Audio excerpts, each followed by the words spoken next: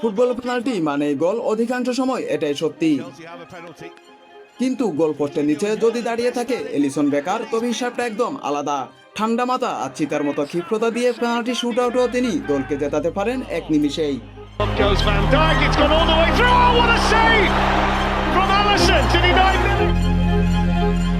লিভারপুলের ডিফেন্স যখনই খেই হারিয়েছে তখনই তাতরা হয়ে এসেছেন এই ব্রাজিলিয়ান বাজ পাখি। 1-on-1 সিচুয়েশন হোক কিংবা বক্সের বাইরে এসে বল ক্লিয়ার করা, এলিসন যেন আনফিল্ডের এক দুর্ভেদ্য দেয়াল। শুধু হাত দিয়ে নয়, কখনো আঙ্গুলে ডগা দিয়ে, আবার কখনো বুক দিয়ে গোল লাইন থেকে বল ফিরিয়ে দেওয়াটাই তার নেশা।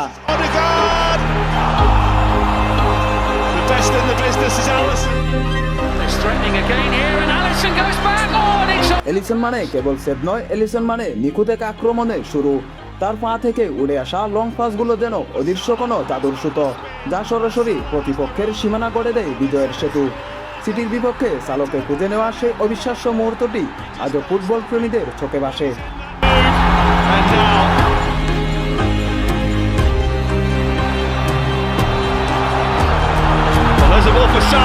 আর যখন দলের সবচেয়ে বেশি প্রয়োজন তখন তিনি নিজেই হয়ে ওঠেন স্ট্রাইকার।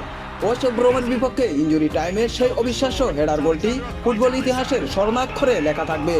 গোলকিপার হয়েও দলকে চ্যাম্পিয়ন্স লিগের দৌড়ে টিকিয়ে রাখার সেই দৃশ্য আজও ফুটবল প্রেমীদের রোমাঞ্চিত করে।